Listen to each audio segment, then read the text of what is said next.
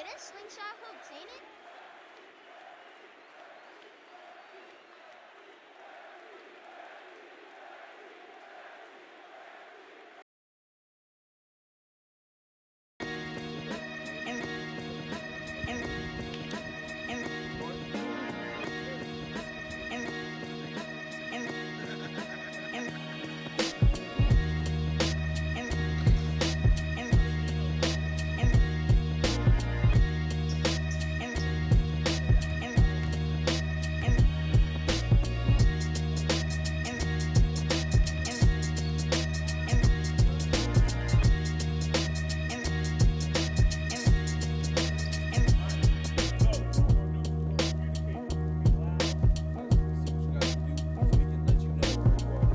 Enjoy today, all right?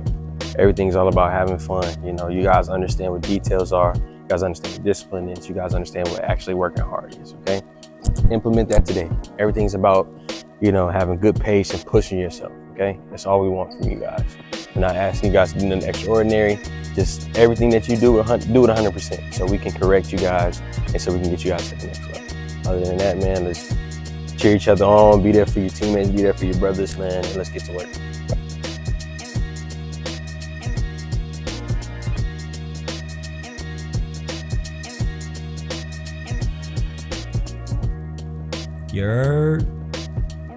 It's your boy Herm. Welcome back to Legacy Hoops. Let's talk about the journey. How did you start? Who influenced you? Just started the journey with these kids. Tell me how you feel about it so far. I feel like it's a blessing. Being able to come in the gym every day and teach these kids the game of basketball, the fundamentals of it, details, the things that I learned, me and my brother learned as kids growing up, and how the influence of us teaching them the game can translate in their lives. I think it's the best thing we can ask for, and it's a blessing.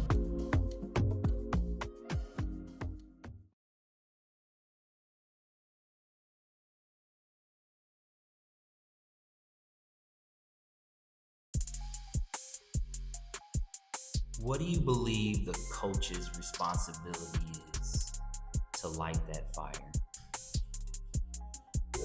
I think it's to be that support system, to be that person who allows them to have freedom to do what they want to do. A lot of coaches break their players down in the worst way, in a negative way, and expect them to shake it off and get better. But our job is to have their back and let them know that, hey, like, you can go any route you want as long as it's going up. Over to the ladders. Everybody needs 2 balls. Pause.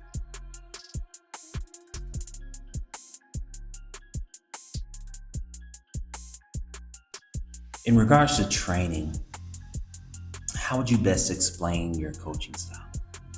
My coaching style is definitely player-based. We want to affect the kids on the mental aspect, right? We want them to think the game of basketball. A lot of kids at this level only look at physical attributes. Being able to think basketball is a huge key.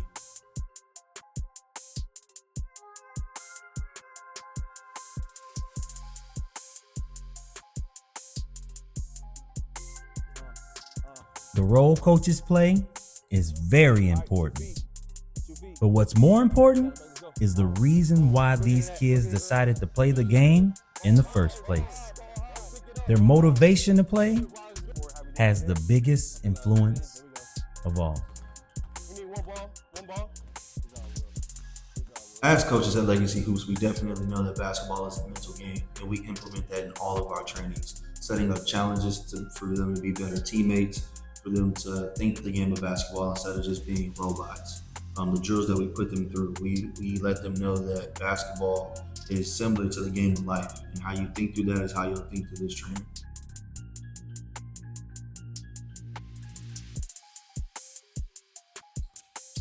Good. Good. Good. That's good control. Good. Good job, Sol. Good. Good ball control. Good.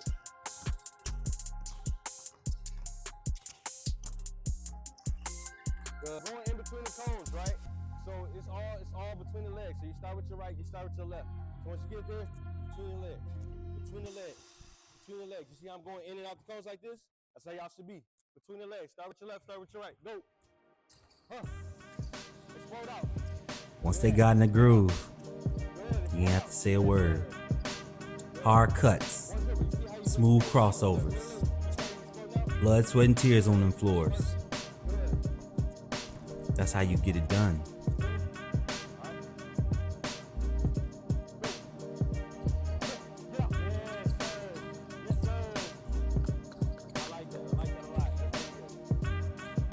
Training for us is the main priority. That's where you actually learn a lot about the game. A lot of people say, you have to be in live situations or in-game situations to be effective as a basketball player. But for us at Legacy Hoops, we definitely try to break the game down in the slowest or into the smallest increments to let it translate on the basketball floor whenever you're in the game. Everything that we're working on is to push you guys to whenever you guys get in game time, open gym, whatever we're doing, it's nothing to you guys. This is what working hard is, okay? You're supposed to mess up. You're supposed to, screw up on a couple things. But after you guys got the footwork, you guys had great ball control. You guys were pounding the ball. It was fast. It looked quick. It looked like you guys know what you was doing. That's what work is about. You guys are supposed to be tired. Y'all doing great work right now. All right, go get some water, man.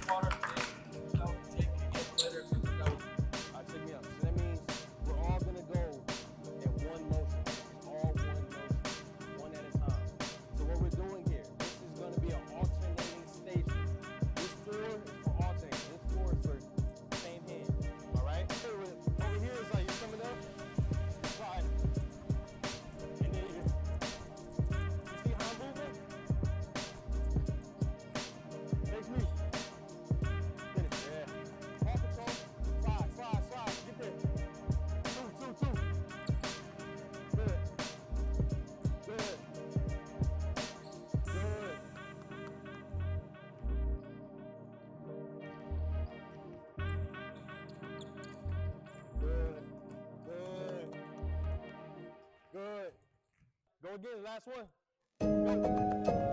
You can't leave the court without saying this one word: competition.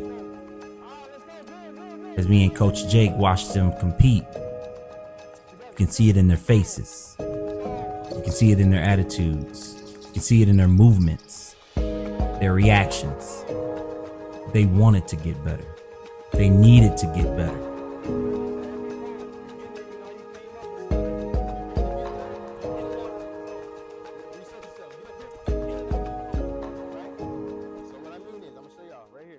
If you do all this stuff like that, the play's over. Y'all got to get to the next side, all right? So what we're doing is, this whole time, his whole point and his whole job is to turn me as a defender, right?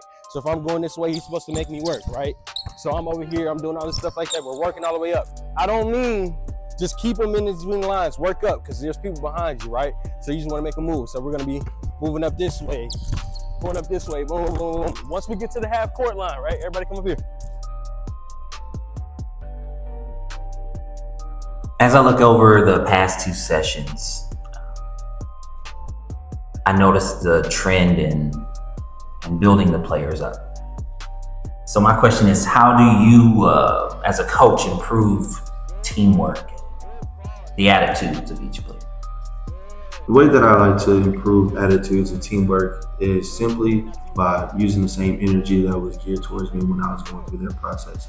I had somebody that believed in me every single step of the way. And as coaches, we pour a ton of belief in our players. Even when they can't see it, we can see it for them. We have kids like Sanders, who was in 8th grade. We got Bryce, we got Will, Soul, all of these kids that came in from day one to now, just from us believing in them, their abilities have doubled.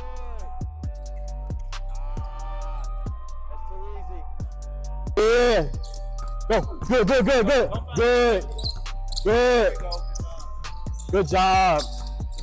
Play defense. There you go. Yes, sir. Good. Ooh, let's go. No middle. Good. You made him pick it up. Good. All right, everybody. All right. So as far as open gym goes, for the ones that are new here, one, God bless y'all. Appreciate y'all for coming. This is definitely a safe space. You know, if you don't know somebody, shake their hand, get to know them. It's all about building a community. You feel me? You guys came in, you guys pushed each other, you guys were being leaders to each other, you guys had each other's back. That's what it's all about. Whenever you come here, always stay disciplined, always remember the details. Every time we come here in the beginning of the workout, everybody's sluggish. Everybody's like, oh, what did he say? What's going on? Da, da, da. It shouldn't be like that, all right? Everybody stay, you know what I'm saying, stay on each other's toes and, you know, keep each other pushing, right? So it's all about older guys. Appreciate you guys for coming in. I appreciate that so much. If you see somebody or a younger guy that's not, you know, who has their head down, encourage them, all right? Because that was once us, you know what I'm saying? Keep them pushing and let's play ball. Let's get it. Bring it in for prayer. Everybody lock up. Jesus, thank you for bringing everybody here today. I mean, I know it was inclement weather, but everybody made it here safely with no harm, hurt, or danger. We definitely appreciate you just making us and giving us a space and a platform to just.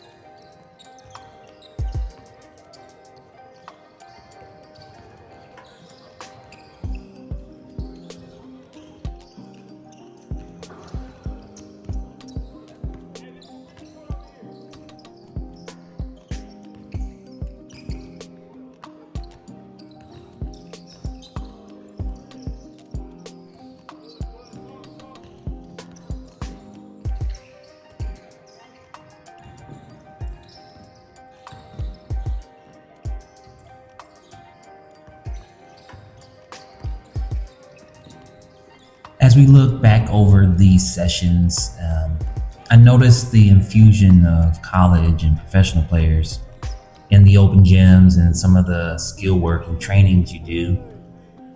Why do you do this? Why is it important?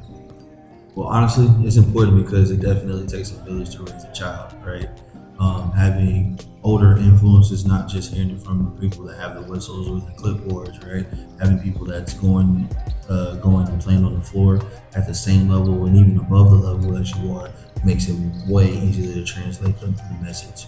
They do things at a much faster pace, quicker, stronger, better, and so it makes the younger guys have to play to that level or work to that type of level, so they're used to it. So when they get to that type of space and where those older guys are, it's a lot easier for them to grow into it.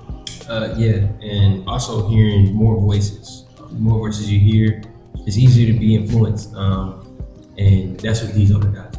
Every time they come in the gym, they're always positive and they always have what we have to offer.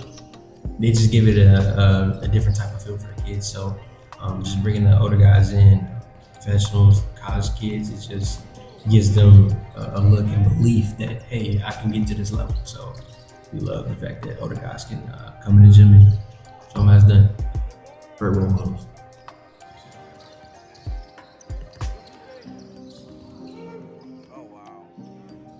Legacy Hoops.